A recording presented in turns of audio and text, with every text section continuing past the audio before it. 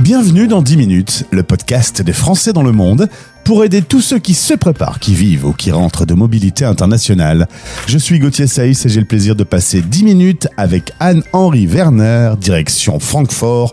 On parle de Flamme Monde. 10 minutes. 10 minutes. Le podcast des Français dans le monde. J'échange avec Madame la présidente de Flamme Monde. Bonjour, bienvenue Anne, contente de te retrouver. Bonjour Gauthier, je suis ravie également, ça faisait longtemps. Alors, il faut quand même dire aux auditeurs que entre Flamme et moi, il y a une petite histoire d'amour. Une grande histoire d'amour.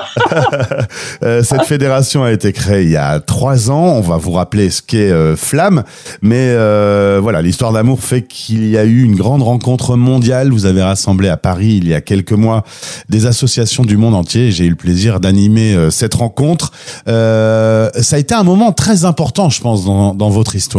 Oui, tout à fait, parce que comme tu l'as rappelé, la Fédération Flamme Monde, donc Flamme, on va d'abord rappeler ce que c'est. C'est des associations qui sont un petit peu dans le monde entier. Les plus anciennes existent depuis plus de 40 ans et qui ont pour mission de proposer des enseignements et des activités en langue française à des enfants français ou francophones qui vivent à l'étranger. Ce sont souvent des familles binationales, mais qui ne sont pas scolarisées justement dans les écoles françaises, qui sont scolarisées en général dans les systèmes d'éducation locaux et qui sont donc souvent surexposés à la langue du pays et sous-exposés au français, qui ne pratiquent le français qu'à la maison, dans un cadre familial.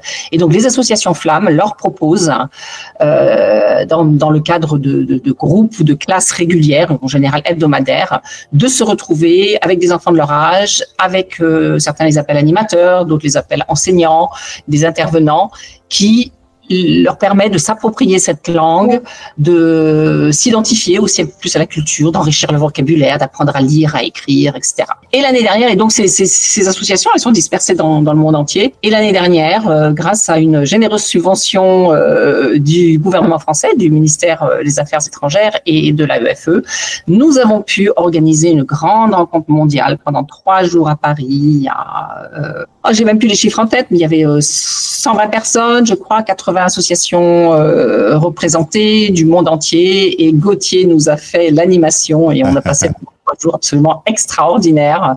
Tout le monde est reparti totalement boosté et on surfe encore un peu sur cette énergie. Merci Madame la Présidente. Alors c'est vrai que, comme tu le disais, depuis 40 ans, un peu partout dans le monde, des familles se sont un peu rassemblées. Alors tout ça s'est organisé avec le temps, mais l'idée c'était, on a quelques Français de l'étranger dans cette ville, on se retrouve le samedi et puis on fait cet accompagnement pour maintenir le français pour les plus jeunes. Et on a vu à travers des dizaines d'interviews sur la radio des Français dans le monde que souvent c'est parti vraiment d'une envie. Voilà, c'est une petite réunion, un petit cocktail parfois qui a fait tiens, on ferait bien quelque chose ensemble, et tout ça c'est vraiment organisé, charpenté avec le temps. Tout à fait. Alors une envie et un besoin aussi, c'est-à-dire que ces familles se rendent compte qu'elles ont besoin de soutien, parce que leurs enfants sont tellement dans un contexte, par exemple, moi je prends ici allemand, ou avec nos amis du Royaume-Uni ou des États-Unis anglais, que les enfants ne voient pas l'utilité de parler le français. Ils vont le comprendre, c'est sûr, mais ils ne voient pas l'utilité au quotidien de parler le français, et donc leur français actif, ils en ont pas besoin, ils ne l'utilisent pas. Et en fait, c'est vraiment, ça naît en général d'un besoin où des parents se rendent compte, il faut faire quelque chose. Alors, tout ça a bien évolué ces derniers mois. De nouvelles associations vous ont rejointes. Quelques chiffres aujourd'hui sur Flamme Monde ?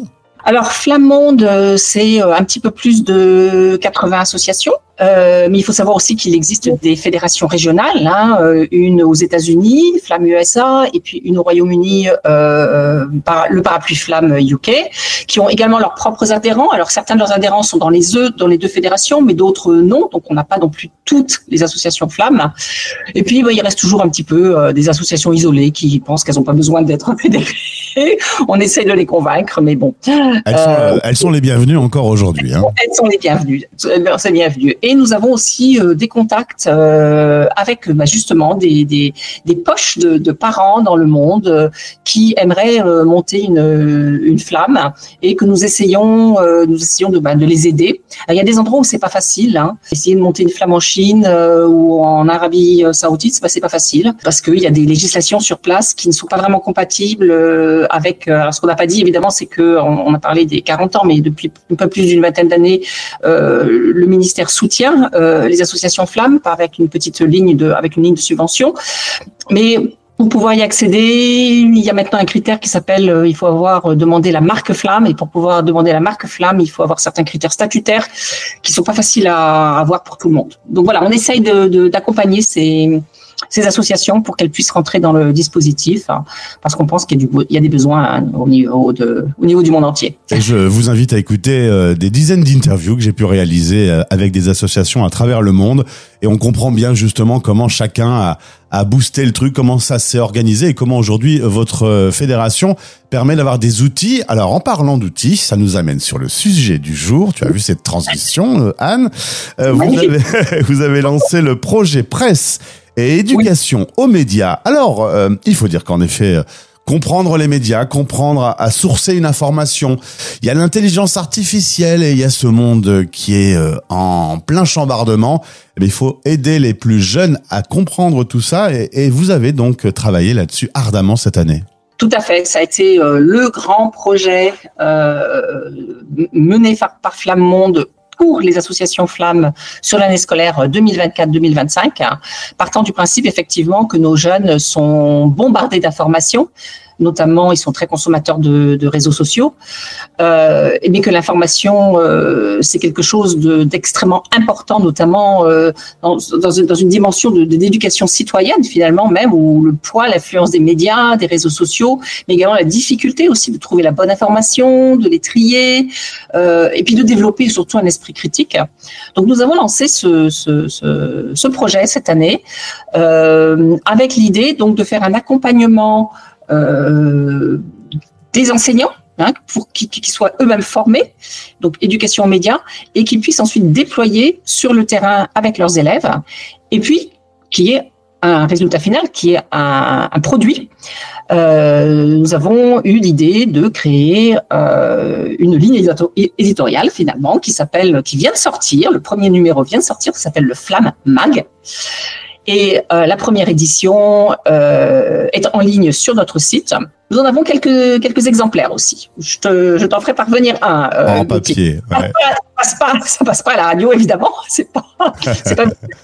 Mais nous avons quelques exemplaires papier aussi pour que les associations, pour que les enfants voient aussi un petit peu leurs produits. Alors pour le premier Flamme Mag, il y a eu 287 enfants inscrits, 7 pays ont participé. Le Flamme Mag fait 52 pages, il y a des podcasts également. Il y a eu un énorme travail qu'on met à l'honneur aujourd'hui sur l'antenne de Français dans le monde. Vous travaillez d'ores et déjà sur une deuxième édition. Voilà, le premier bilan est positif. Le premier bilan est plus que positif. Il dépasse vraiment toutes nos attentes. Parce que comme tu l'as dit, on a eu 287 enfants inscrits. Alors tous n'ont pas fait remonter de production. Certains y travaillent encore, mais tous ont déployé ce projet en ont profité finalement dans leur association. Donc au point de vue pédagogique, ce qui était proposé aux enseignants, c'était des webinaires animés par une experte, une journaliste qui est experte en médias et en éducation aux médias, qui s'appelle Laure Lino. Ensuite, la fédération a elle-même créé des ressources pédagogiques, un kit EMI, un kit éducation médias, des guides d'animation, également des incitations. On a suggéré aux associations qu'au niveau local, elles se mettent en contact avec des rédactions, avec des journalistes, avec des illustrateurs, avec des photographes, que les enfants les rencontrent pour que tout ça se prenne une dimension réelle. Et nous avons également fait un accompagnement au fil de l'eau, avec un groupe WhatsApp, avec des réunions de copilotage. Et quand ça coinçait au niveau d'une association qui disait « Oh là là, j'arrive pas à avancer », etc., nous avions notre chargée de mission qui travaillait sur ce projet, c'est donc Stéphanie Adélaïde, qui est bien connue aussi dans l'univers flamme, puisqu'elle a elle-même une flamme à Madrid et a participé aussi au projet. Eh bien, elle s'occupait personnellement aussi des associations qui étaient un petit peu coincées et qui n'arrivaient pas à avancer. Alors, pour nos auditeurs, le Flamme Mag est disponible dans le lien, dans le descriptif de ce podcast. En un clic, vous pourrez le découvrir. Je suis devant. On voyage dans les pays du monde entier. Il y a plein d'infos. Il est très bien mis en page. Un beau travail qui a été réalisé par vos équipes. Et pour la deuxième édition, je pense, Anne, que tu as un appel à lancer. Oui, alors déjà la deuxième édition, ce qu'il faut dire, c'est que juste un peu pour voir s'il y avait de l'intérêt avant la fin de l'année scolaire, à un moment où en général les associations sont débordées parce qu'il faut terminer l'année scolaire et commencer la prochaine, on a quand même lancé une préinscription pour voir s'il y avait encore de l'intérêt. Et alors là, on est totalement étonnés puisque, comme on l'a dit tout à l'heure, 13 associations ont participé à la première édition. Et là, en préinscription, on a déjà 22 associations qui veulent y participer. Et donc, on va élargir le cercle. Je pense qu'il va y en avoir d'autres qui vont s'inscrire à la rentrée. Donc, on va être sur vraiment du beaucoup plus gros. Et effectivement, nous sommes aussi à la recherche de partenaires au-delà des flammes, parce que nous aimerions faire grandir le FLAMAC pour qu'il devienne un véritable média jeunesse francophone, qui soit accessible à tous les enfants qui vivent hors de France, pas seulement ceux des associations flammes. Nous sommes persuadés que c'est un projet plein de sens. Et donc, on voudrait le pérenniser et l'ouvrir. Donc, si qui que ce soit est intéressé à être partenaire, il peut nous contacter par l'intermédiaire de notre site internet. En fait, je crois que tu mets les liens dans... Absolument, je vais mettre tous les liens, l'email info@flammonde.org, enfin, tout est disponible. Si quelqu'un est sensible sur ce sujet et qui est ô combien important, vous pouvez rejoindre l'aventure. Anne, merci beaucoup. Je pense que tu as pas mal de travail. Je pense que l'année a été très chargée. Rassure-moi, tu vas quand même prendre des vacances. Je vais prendre des vacances quand même. J'en ai vraiment besoin. Je vais prendre des vacances au mois d'août. J'emmènerai sans doute ma tablette parce qu'il faut quand même continuer à préparer la rentrée. Flamme, c'est du 365 jours sur 365. Mais je vais prendre des vacances, oui. Bon, alors, je souhaite d'excellentes vacances. Tu salues toute ton équipe. Le partenariat avec françaisdanslemonde.fr continue. J'aurai donc toujours le plaisir de partir à la rencontre dans le monde entier de personnes passionnantes qui vont nous raconter comment ils développent leur école. Merci beaucoup. Je te souhaite donc un bel été. Merci, un bel été.